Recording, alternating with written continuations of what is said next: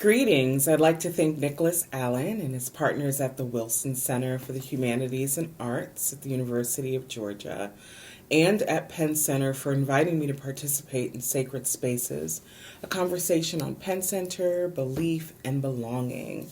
I regret that I'm unable to participate in this conversation in person, but I'm happy to share my reflections on my research and my perspective on Penn Center as a sacred space with you. The history of the stories told about Low Country Black communities, communities like the one from which Penn Center emerged, offers so much to consider as we contemplate how to preserve and teach the story of historic and sacred Black places in the Low Country.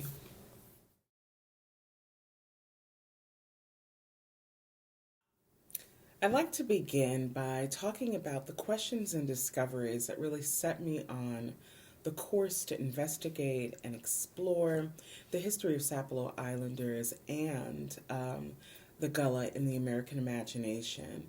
A journey that began with the discovery of a period in America's intellectual and cultural history that I describe as a Gullah Explosion. Ultimately, I set out to find out what motivated the renewed interest in Gullah folk culture during the interwar years.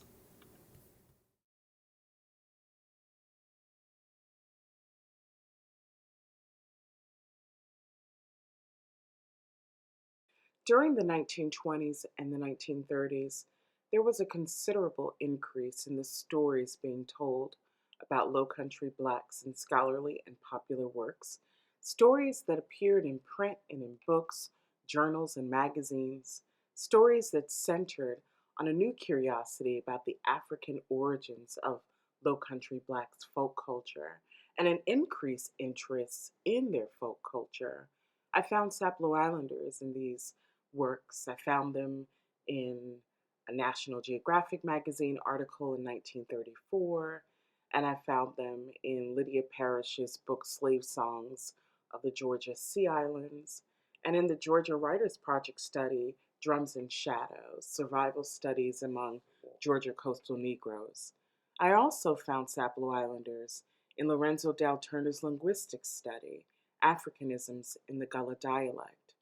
But interest in capturing portraits of Gullah life and folk culture were not limited to published material. New, wealthy, and powerful whites who established vacation homes in the Low Country contributed to the increased interest in the region. And the result was that Low Country Blacks were cast as quaint figures. Here's a clip in which I talk about this phenomenon. I'm thinking about a New York Times article that was published during the 30s, literally with a headline of the Sea Island fad hits South. And so it recounted all of the different, millionaires and very rich playboys who decided to go to the coastal islands in the Low Country to create like hunting reserves and places for them to have seasonal homes. And so while that was in and of itself an expression, I think, of an interesting fantasy, right? The small imperial conquest, while the nation is going off and conquering islands stocked with exotic primitives and other locales around the world, these very rich and affluent people can act out their own little occupation fantasies on these small islands in the Low Country. But for Blacks who live in these communities, this represents oftentimes another change in the tide, right? So if you were on an island like Sapelo, which for a moment where Blacks were autonomous and were a part of the Tunis Campbell, sort of experiment, Sherman Special Field Order number 15, they're farming, they are independent, and being in this environment kind of is a buffer between them and burgeoning Jim Crow on the mainland. But when you have this, as you call it, the second northern invasion, what you wind up having are new questions about What is this domination going to look like? For Sapelo Islanders, Howard Coffin's occupation of the Big House on the island resulted in the islanders being captured and footage filmed for a newsreel chronicling President Coolidge's Sapelo visit in 1928.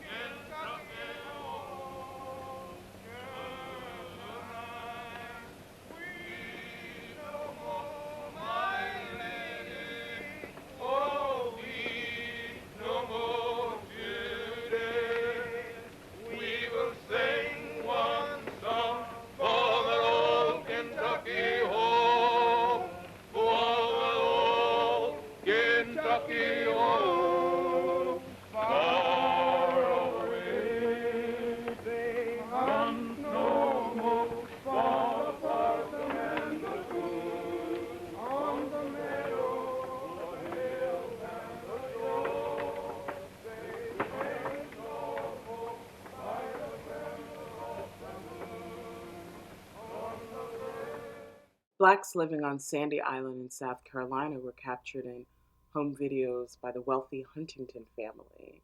They filmed staged scenes designed to capture what they believed to be Black Low Country folk culture.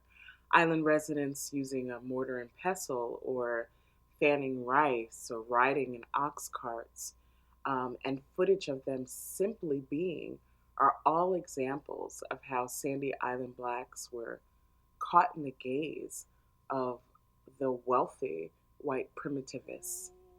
Oh, Eve, where is Adam? Oh, Eve, Adam in the garden picking up a leaf.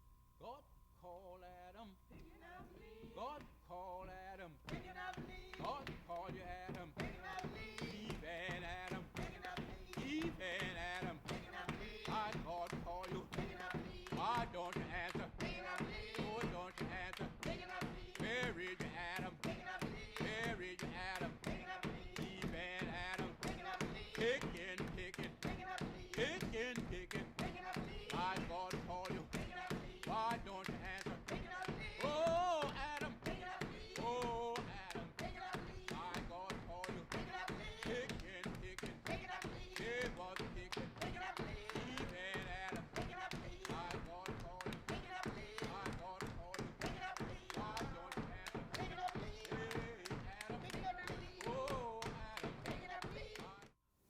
1920s and 30s researchers and writers were not the only storytellers who told stories about Black communities on Georgia's and South Carolina's coast. In the next clip, I discuss my research findings and the discoveries that became the basis of Making Gullah. And I talk about the intellectual and cultural motives that inspired the researchers and writers who explored and tried to capture Gullah folk culture during the 1920s and the 30s, and the Black women writers who reclaimed the Gullah in the wake of the Black Studies movement.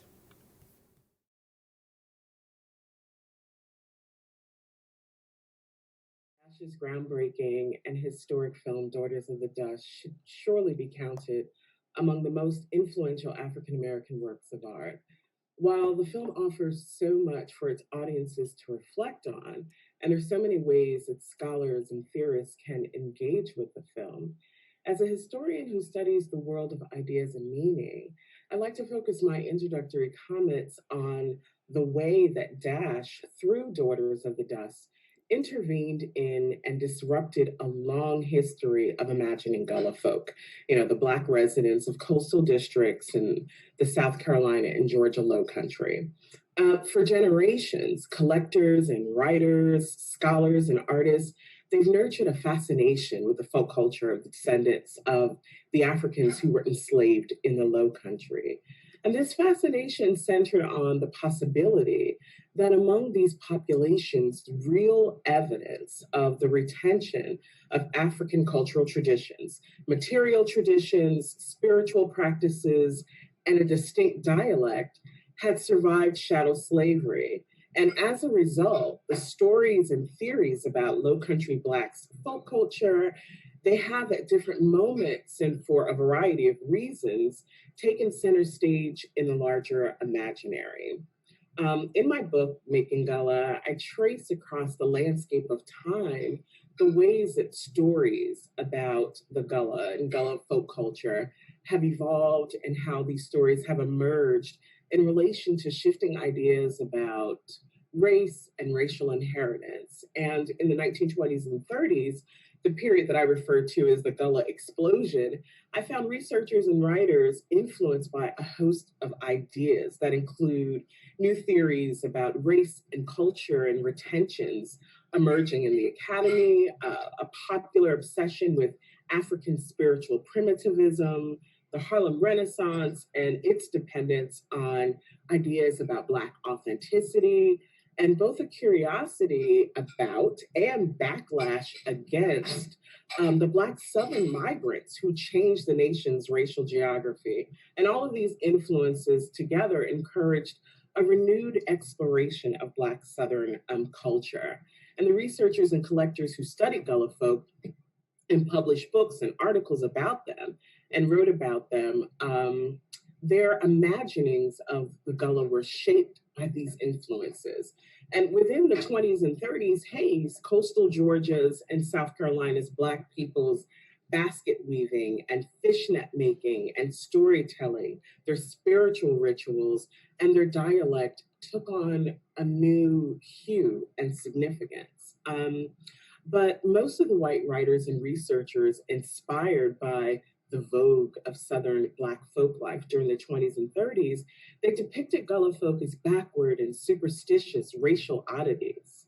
And published works like the Savannah Unit's Federal Writers Project study Drums and Shadows, and Lydia Parrish's Slave Songs of the Georgia Sea Islands, and Julia Peterkin's Pulitzer Prize-winning Gullah fiction tended to reduce African survivals in the region to a quaint local color, a gift given to the region by African primitives.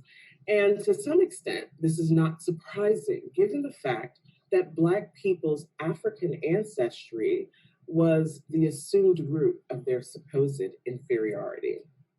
But in the wake of the Black Studies movement in the 1960s and 70s and 80s, there was yet another shift in ideas about race and racial inheritance. African survivals and the importance and significance of the Black past again took on a new hue.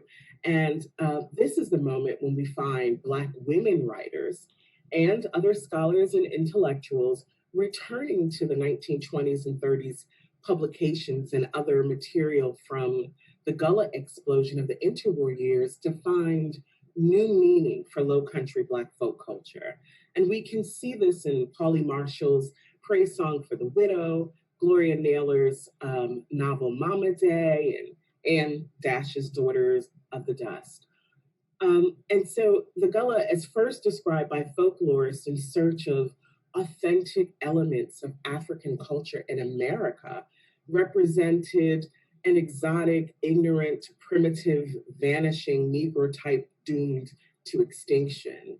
Yet when these Black women writers mine 1920s and 30s Gullah studies, sifting through the intellectual debris of a charged moment in America's race-making history, their imaginations were ignited and new formulations of Gullah folk surfaced in their fictional works. And we can literally see how Dash remade the Gullah in her film. She elevates root work, and related spiritual conceptualizations, portraying them as so much more than mental antiques. And in doing so, she centers Black women at the intersections of spiritual power. She also reimagined Sapelo Island's famous ancestor, Bilali Muhammad, a man enslaved on Sapelo who had been the subject of stories even before the Gullah Explosion because he left behind a diary written in ancient Arabic. She reimagines Bilali Muhammad through her character Bilal and elevates the significance of his spiritual practice too. So Dash's Gullah story, together with the other Gullah stories that Black women writers penned during the period, revises the African survivals concept and transforms African survivals into practices and ideas that ensured Black peoples and Black families' literal survival and tethers even the unborn to a lineage of power and resilience and beauty. For all of the stories that were told about the Gullah from the interwar years onward, and all of the ways that generations of researchers and writers examine their connection to the past and their African ancestors, so much about the travails of their past and struggles of the present has not been told. I think that right now, communities that are associated with Gullah traditions and culture and people are certainly facing a very almost ironic juncture. You know, this is a moment when, for generations, folks who attempted to capture real portraits, authentic portraits of Gullah folk and Gullah life were anxious about the vanishing of the Gullah people, almost a sort of extinction, if you will. And so, one of the things that I emphasize and I try to sort of tease out in the book is at the same time that people are focused on cultural production and arts and they are missing the realities of Black people's lives within Jim Crow America. They're missing the realities of the way that the Jim Crow experience lives on an island like Sapelo, the ways that Black people's life chances are undercut by a racial hierarchy. And they're missing a history that involved, you know, trying to secure land almost in the earliest days of freedom, that continues to be a fight throughout the history of the people. So, for as much as folks have expressed interest in and curiosity about the past and the history of Gullah folk, they've largely sanitized the way that they think about that past and reduced it to material cultural production, sweetgrass baskets, and the like. And didn't take a look at all of the ways that, you know, this history is lived and experienced by Black people in those communities. And they involve the horrors of chattel slavery, and they involve the travails of Jim Crow. And in the contemporary moment, they involve every other sort of way that Black people experience discrimination and racism and minimize life chances in America. And so I think the larger Gullah story is a very interesting place to look for the ways that we choose to see and not see some very hard realities.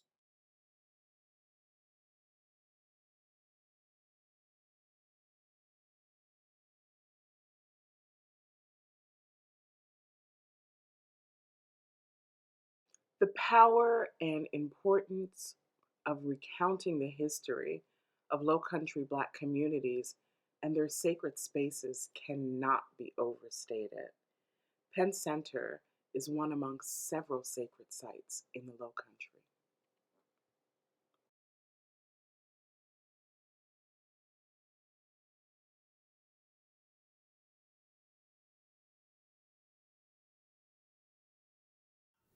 Telling the story of sacred spaces like Penn Center from the inside out really promises to upend a long history of the Gullah past being relegated to a story that primarily, and in some cases almost exclusively, focuses on folk culture.